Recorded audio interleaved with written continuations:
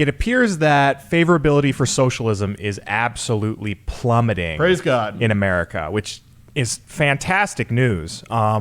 So this comes from some polling done by the Cultural Research Center at Arizona Christian University. So they did some polling on the favorability of socialism back in 2018.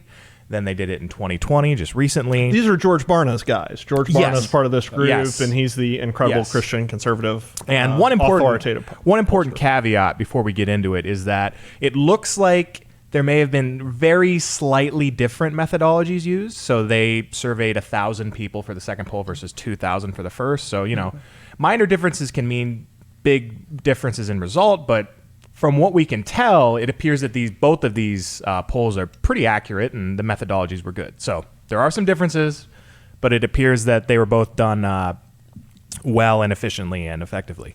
And basically what it showed is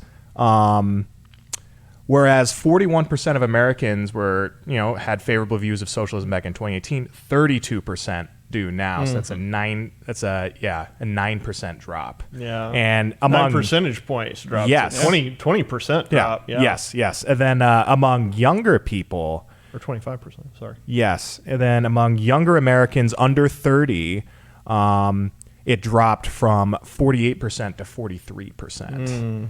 Yeah. So those numbers seem to me to be very encouraging. Yeah. And what I think they're representative of is that this rise of socialism in America, the rhetoric behind it, that all came with Bernie Sanders and his 2016 run, and that kept getting ramped up. Then what you saw coming into this most recent election cycle, was, I believe that the right, Trump, a lot of other conservatives were doing a really good job hammering down why socialism is bad. Yeah. Yeah. And I definitely attribute that as sort of one of the main reasons for this big drop-off. I finally think that the right is doing a good job of we're starting to learn just a little bit how we can play these narratives back. And so, that's why I think this happened. Well, why do you guys think that there might be a drop in the favorability of socialism? I mean, honestly, and I'd like to see, on top of the methodology question, I definitely would like to see the polling sample here, if it's a similar sample or not.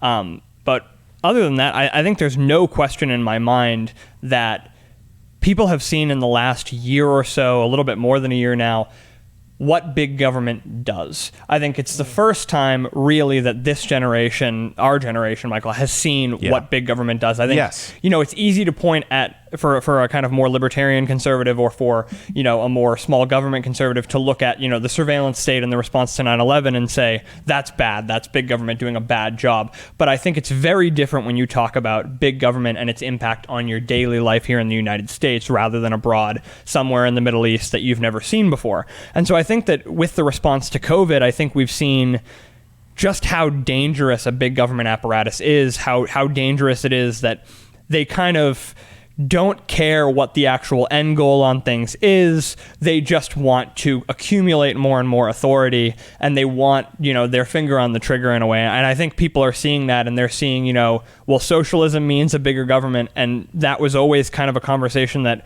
with the rise of Bernie Sanders, well, a bigger government isn't necessarily a bad thing as long as it's a good government. But now we're seeing that a bigger government is a worse government. And I think that that's certainly playing into it. Yeah. That's interesting. I'm not positive what to make of this past the idea that the pendulum tends to swing. Yeah. Right. We had Barack Obama, who was really sort of the ultimate leftist since Woodrow Wilson, maybe. I would think he was probably worse than Roosevelt and LBJ. At least I think they loved the country. I think they were sincere. They were sincerely wrong. It's not at all clear to me that Obama actually loves America or the idea of America. Yeah, and go ahead. You go ahead. Well, so the pendulum was definitely swinging toward the left. We've seen this unbelievable cancel culture that has emerged, and you saw that really happening with Breitbart years ago, and Ben Shapiro, and them being chased off of campuses, and Ann Coulter being pied, and things like that. And it's possible that the pendulum is just beginning to swing back. I am super encouraged by it, because the narrative of the day for the left for the last year really has been more one of race and intersectional politics and things. Yes. And I figured where the socialists would lose people is on money, just redistribution. Right. But that hasn't been as big an issue. I don't think conservatives have made a big issue out of that. I think we were kind of sheepish when Trump was spending like crazy. And so I guess I'm hoping that some of the turn from socialism is actually a turn from the left, a turn from Democrats in general, and a realization of maybe the poison nature of the present race narrative.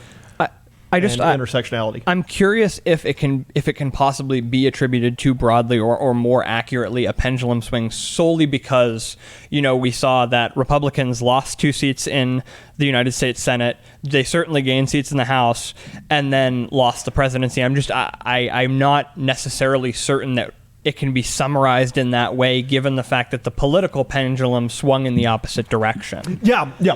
But I don't disagree with it. Go ahead. You could say that it's reaching its arc and things are slowing down to the left. I really think that's the case, and that could be part of this. And another big part of this is, the poll was conducted in early November. Okay. So it is coming off the heels of months of big government shutdowns. Mm-hmm. So I think both of you guys have some good points, and yeah.